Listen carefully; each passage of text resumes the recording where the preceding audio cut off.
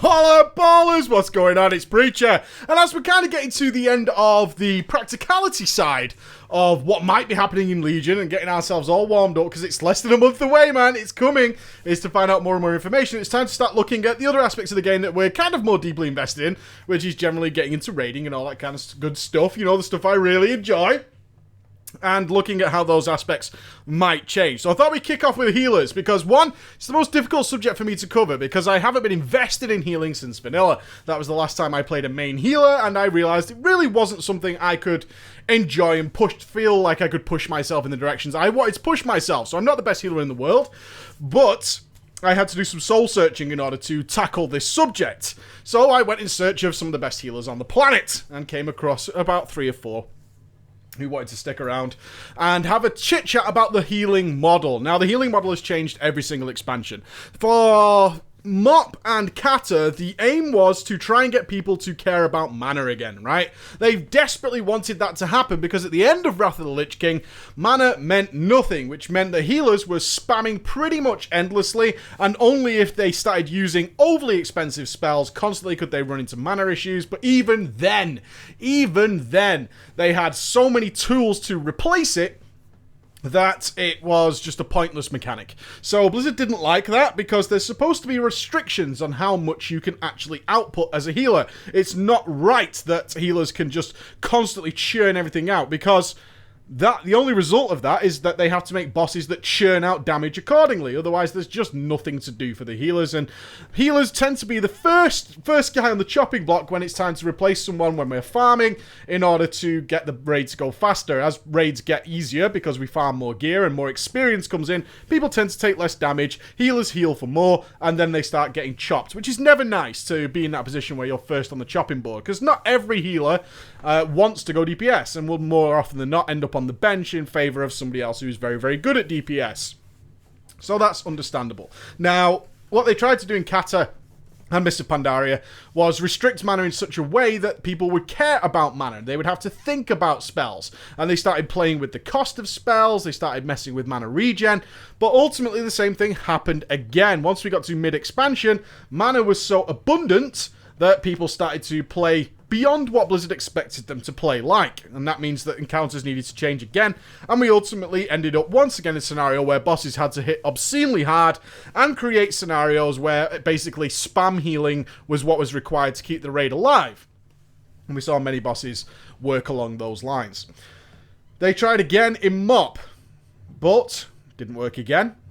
And then we got to Warlords of Draenor, where they changed the model again in a different way. Instead of saying, right, mana's a problem, what we're going to actually do is create a scenario where healers can keep up with the intended amount of incoming damage to the raid. However, if the raid takes too much damage because they failed a mechanic, healers in general won't be able to repair that damage without seriously burdening themselves and making a scenario where you're likely to wipe to the normal damage later down the line.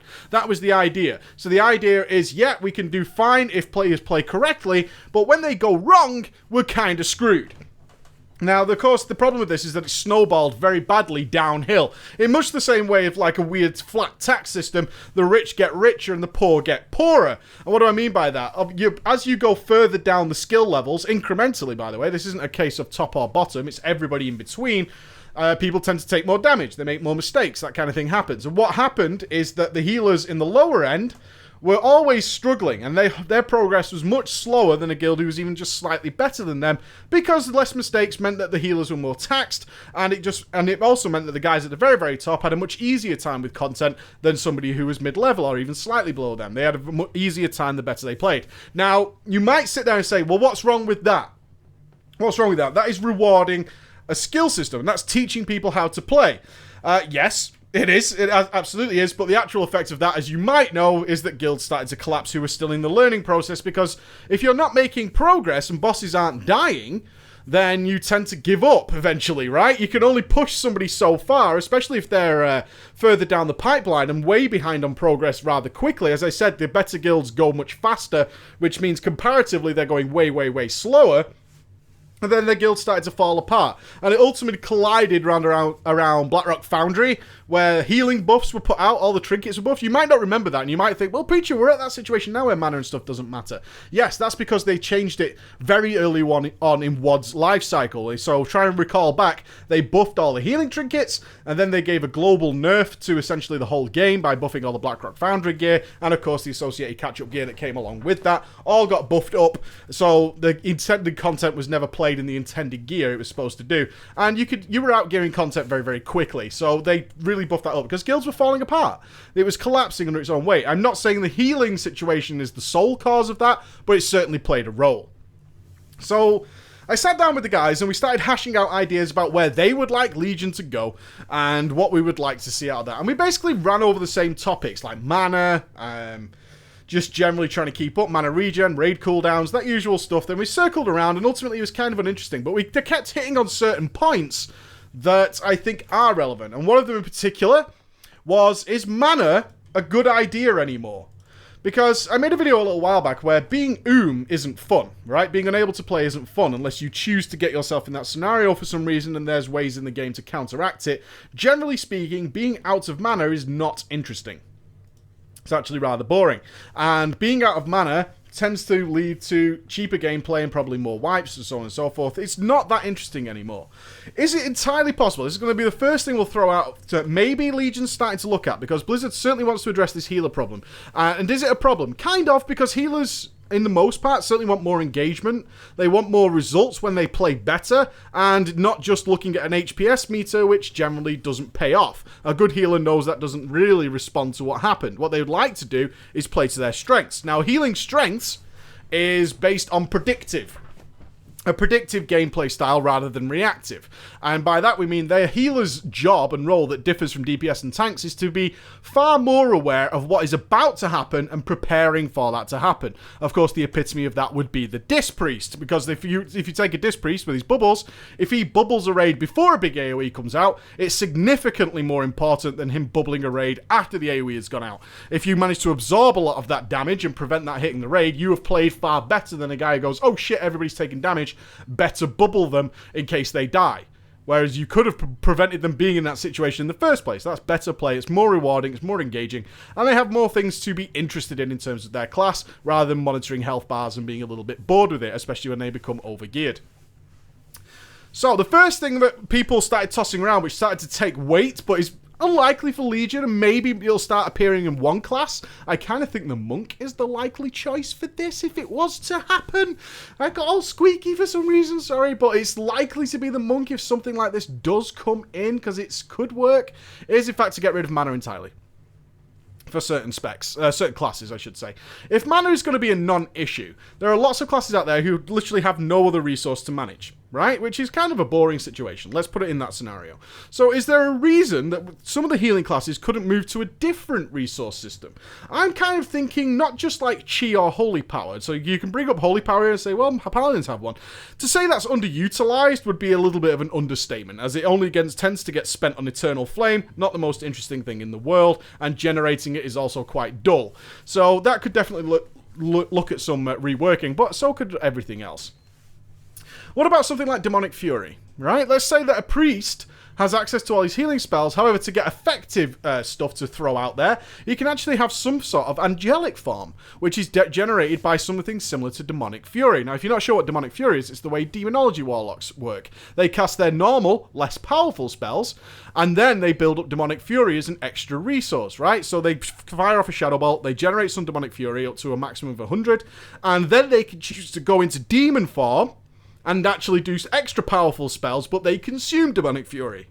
Now think about that from a healer's perspective. We know big damage is coming. We can see that because we've learned the fight, we're a good healer, and now we can build our angelic resource. And I'm saying this is not that unlikely. So before you say this is really extreme, it's not that unlikely in a world where Blizzard has already announced that a lot of classes, including priests, are getting new resource systems, right? We know that Shadow Priests are definitely getting something called Insanity, And what else does that lie for us? The easiest solution to make it this more interesting is to give them an interesting sort of playstyle, and a different resource than mana, in a world where mana is kind of irrelevant, doesn't seem that far-fetched, because there are definitely, we know this is why this is a worthwhile discussion, there are certain classes getting different resources, or certain specs, I should say, getting different resource systems. So it'd be interesting to see whether healers are certainly going to be one of them, to make their playstyle more engaging, rather than monitoring what spells are on cooldown.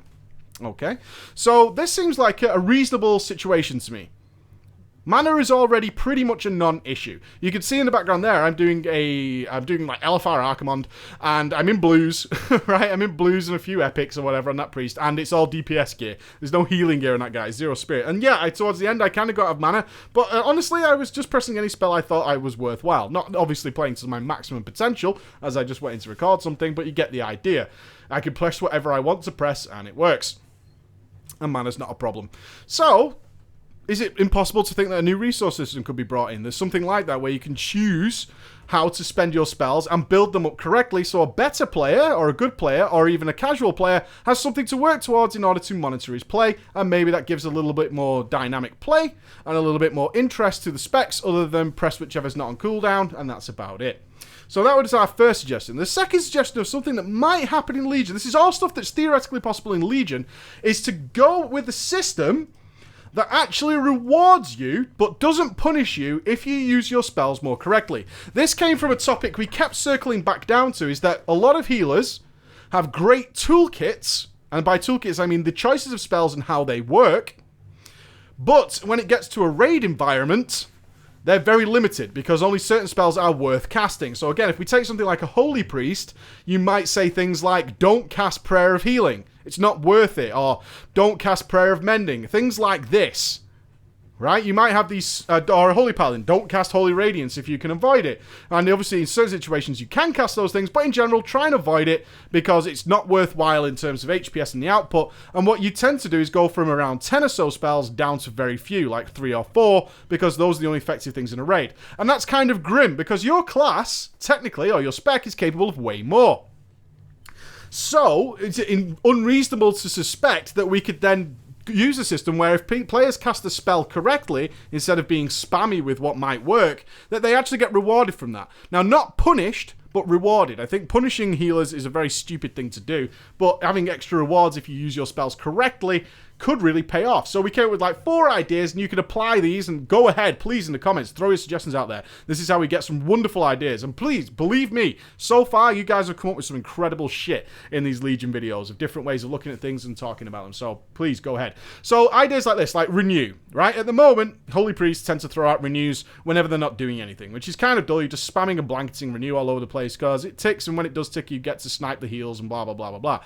But what if we did this instead? If your renew is more than 60% effective, which means 60% of the healing worked, it is then duplicated to the most damage-friendly target within 40 yards. This effect cannot occur more than once. So instead of having to be like, spam all the renews, what you can actually do is start planning out, halving your amount of renews, and then freeing up global cooldowns to do other things.